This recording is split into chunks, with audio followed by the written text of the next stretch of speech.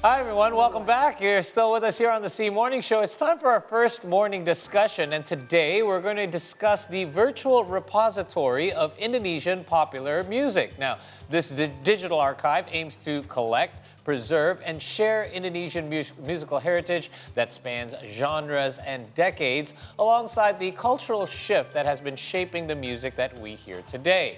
From the classic hits of the 70s to the contemporary sounds of the newer generation, this virtual repository is not just about preserving history.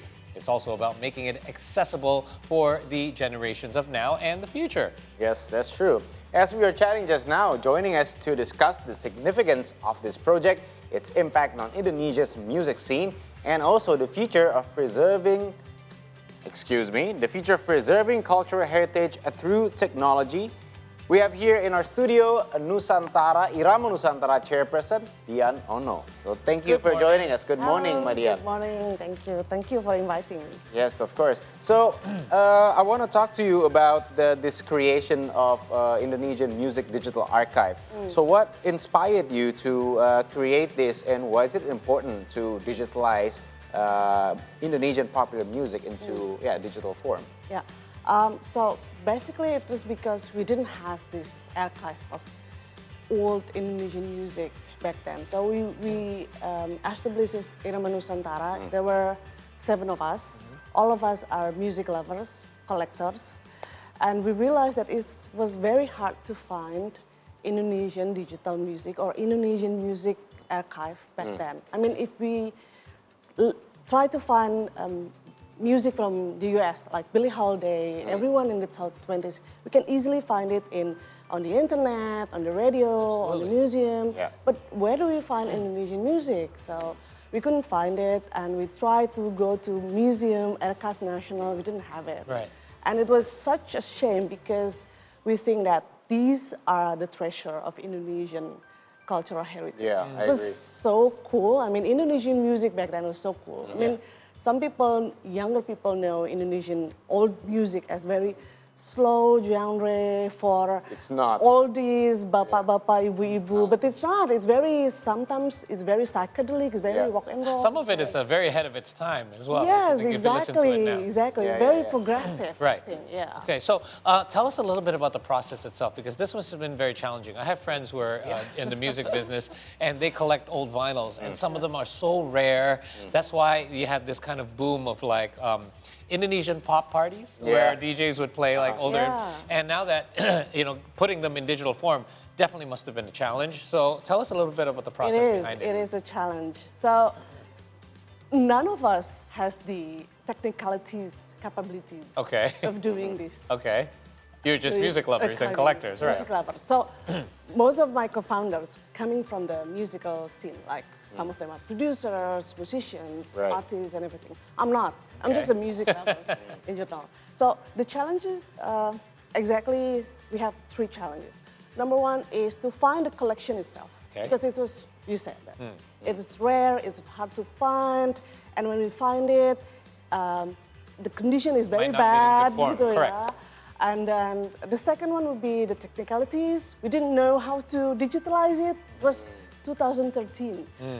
We didn't know how to digitalize. Years. Yeah, it was 11 years. We didn't know how to digitalize it. We don't know how to change it into a proper digital archive. So it was a lot of challenge. Categorizing, cataloging. So we learned by doing, and I think most of my colleagues was very into technicalities. We learn and then getting the things wrong and then learn again. Learn by doing, basically, right? Learn by doing. So it was very difficult. But yeah, we've managed to do it. The collection is extensive, as Archie mentioned earlier before we came on air. I saw. Yeah. There was I found Guru Gypsy, which is a rare find, yes. Yeah. And I mean, I'm also very surprised that you provide all these. You can stream it freely on the website. Yeah. So why is that? What's the motive? So it's actually, we think of it as a library, music library. It's a music library, so we couldn't just not having music in it. Right. Yes, of course. So we did digitalize and archiving not just the music, but also the cover itself, the inside cover, the biographies and liner notes of the artists and musicians. So the aim is for people to know about the music, the art, because the cover arts of these albums and it's videos also are very precious, precious, and it shows the evolutions not just of music, but evolution of the art itself. Yeah. And then you can also find the biographies of the musicians back then, and you will know that this one musician has like 7 aliases in different albums. Right. Yeah. And So they were part of other projects as well. Exactly. So exactly. throughout this entire process, I'm sure you were already a music enthusiast, but I'm sure you learned so much more. How much did you learn, and what would you like to share with those that are now able to use this platform in regards to how diverse we are as a nation when it comes to music? I mean, again, we mentioned categorizing it. How did you do that? Was it according to genre, or, you know, there's so many different regions of Indonesia that have different types of music. So what did you learn about it, and how would you like people to view it at your entire repository? Yeah, I can talk about it for like 7 hours because it is such a rich culture and heritage of Indonesian music, and it's not just about the music itself, because most art, whether it's music, paintings, films, usually represents what's going on in society. It reflects where it's from. It reflects what in the society. So we learn so much about, like, not just about the music itself, different genre, different type of music, different new genre that is not, that you cannot find it in outside Indonesia, because it's a combination of like traditional music and rock and roll, for example. Right. That's, you can only find it in Indonesia. So we did not categorize it by genre, because we think genre as very fluid, very flow. Yeah, so a lot of it overlaps as well. Overlaps as well. So, but there are a lot of things that we can learn from that. It's about history as well. So we create a lot of, so we finally, after 7 years, we didn't only just archive it, we did some research. So we did a program, Hello Dangdut, and we did some research about whether dangdut is actually real music of Indonesia, or this Indian music, or Arabic music. So we find that there is some influence from outside, but this is definitely Indonesian music. Okay. That's good to know. We also did some research about the woman perspective in dangdut music, because usually it's what's you call it, object penerita. It's like just an object in dangdut. Yes, gotcha. So that's what we did, and then we also released a book. It's called From Ngak-Ngikok to Deg-Deg Plus. So as you know, Ngak-Ngikok is a term coined by our first president, Soekarno, when he had this policy to create Indonesian music against rock and roll back then. Which was the Beatles back then. It was the Beatles back then. It was the close bersaudara went into jail and such things. So we did from Ngak-Ngikok to Deg-Deg Plus. It was research about the Indonesian music in the 60s. From the era of Ngak-Ngikok, which was when the rock and roll was banned, to Deg-Deg Plus, which was the first album of the Coast, was when they got out. And it's interesting that you mentioned that, because I think not only does music reflect what area or region it's from, or its traditional or heritage backgrounds, but also it's time sensitive, isn't it? Like from a certain era, they're performing and talking about certain issues. Exactly. And then when you listen to the lyrics, a lot of times as you move through the eras, you realize that there's different social issues or political issues that are being taking place as well. And that's another way you can categorize music. Exactly. That's why I think we did not only guard the music itself, but we can also let people know about what's happening in the society. I believe so. People coming to us, not just scholars or students from Indonesia or outside Indonesia on music, but as well as cultural preservation as well. It reminds me a lot about this Indonesian rock album that I listened to about 10 years ago, which was called Those Shocking Shaking Days, which was surprisingly was released by Very psychedelic, yeah? yes by an LA-based Yeah, record label, yeah, right? yeah, And I was really surprised by the whole sound, theme, the sound of sound and Indonesian music genre, back then. It was in the 70s, but it sounded a lot like Jimi Hendrix, like Pink Floyd, like Yeah. very psychedelic, all this. And then there was an interesting song about something that has to do with not using ganja. Ganja. Yeah, something like that. So it really shows how the society back then, or this obviously was a, it's not, it shows that ganja was being used back then. Well, yes. Well, you can find right? it. You can A lot. find it a lot in the. That's right. Yeah, you can find it a lot in songs. So I remember there was one song. It was a children's song, and she was talking about dreaming in the seventh sky or something, and we realized that it's Right. probably about weed. Yeah, yeah. It's probably about high. Again, that's why music is so universal. I mean, Lucy in the Sky with Diamonds by the Yeah. Beatles. I mean, you know Yeah. that now, later on, we're looking back at it, you know exactly what they're talking yes. about, right? So, first of all, does Irama Nusantara have any collaborations with any ongoing collaborations, whether it's with artists themselves or with musicians, musical institutions even, in regards to and further enriching the repository? Because obviously this is an ongoing thing, and how wide do you want to expand it? Because history is one thing, and there's so much to cover already. Are you planning to continue to enrich this further?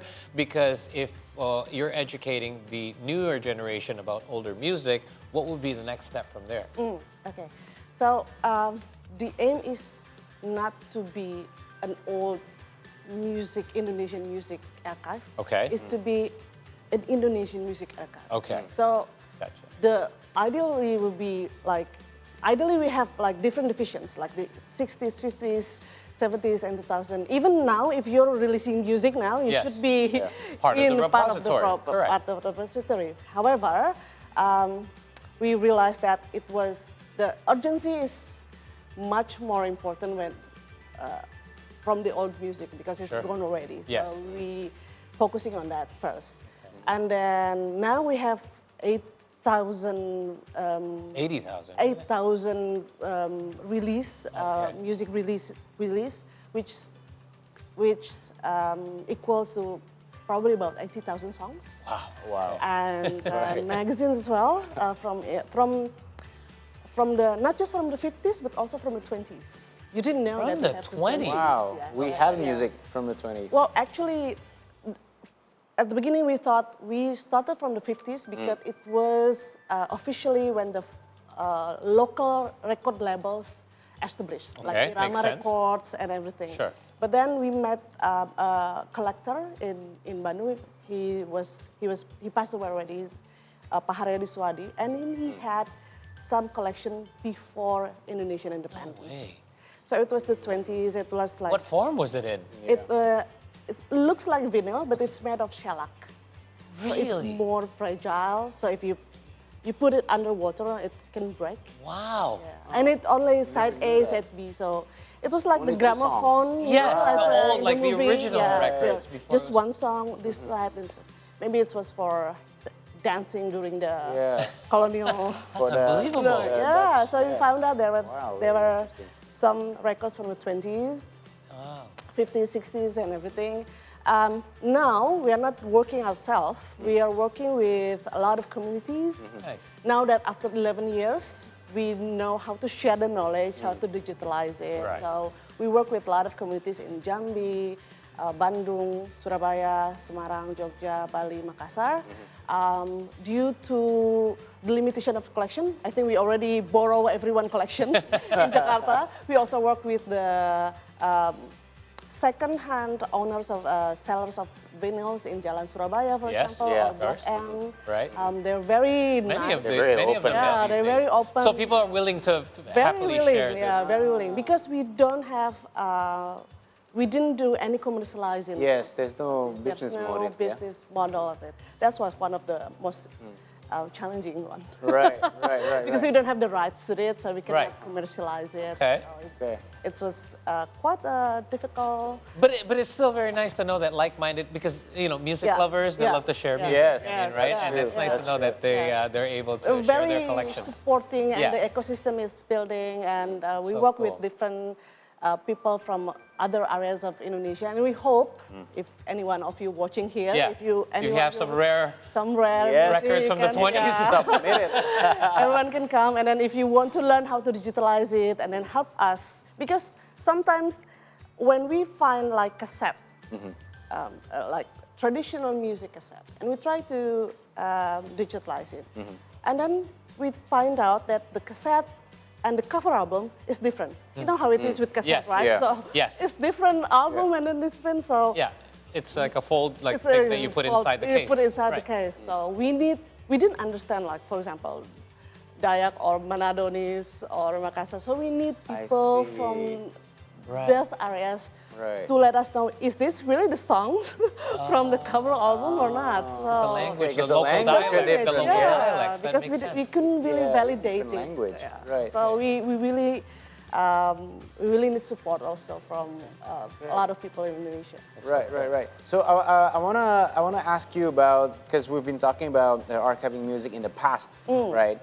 So what actually is the benefit of present musicians for the future? Is there something that they can learn from old songs? Yeah, What do you think? I think absolutely, because first of all, our tagline is lagu baru dari masa lalu. Okay. It's new songs from all times.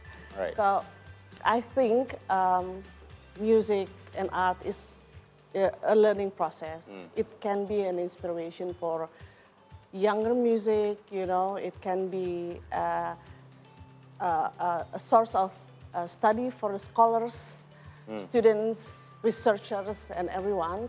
So we also, I told you that we did a mini album 2 years ago.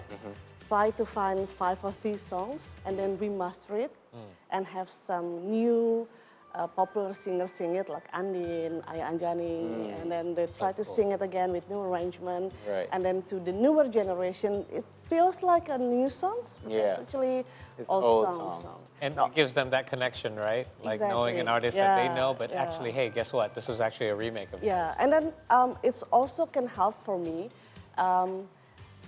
One of the most important thing is about the welfare of these musicians, creators, artists, because we know the copyrights thing and the IP rights and everything. So we need to document it to make sure that we have the history documentations, so we can really claim it as our music, Indonesian music, because you know a lot about people copying.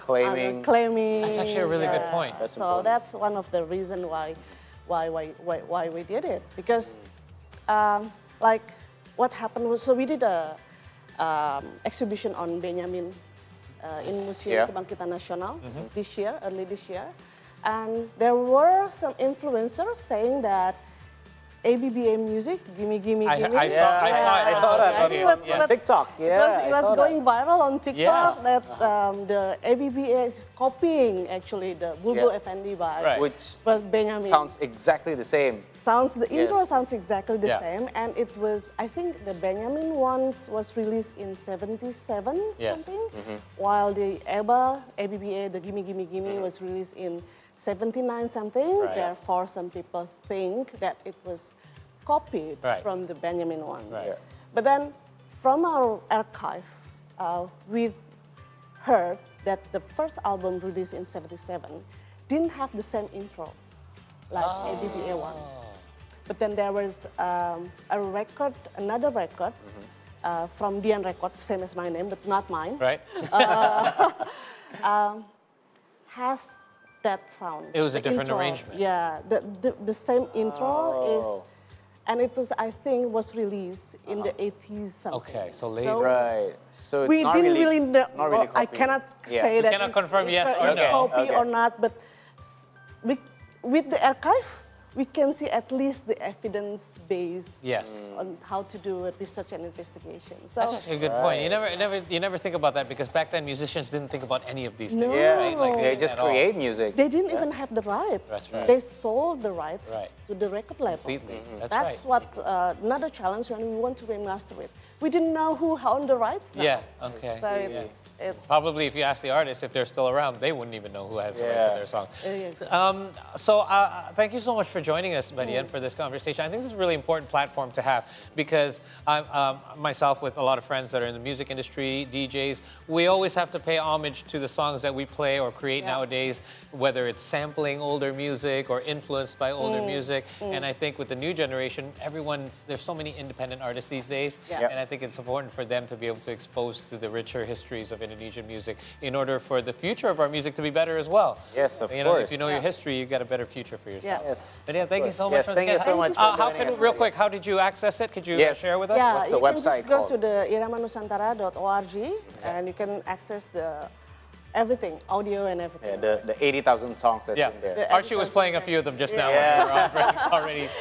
Very nice. Yeah. Just as a disclaimer, it was a very low quality, so Okay. because we didn't aim it to be, you know, A lot of them Yeah. haven't been Yeah. remastered or anything, but hey, at least you can listen to Yes, it. you can listen to it and know about it. There you go. Yes, folks. So right now we're gonna have a break because it will take forever for us to discuss this. It's such an interesting topic, and we'll also have more interesting stories from around the world after the break. So stay tuned on the Morning Show only on Today.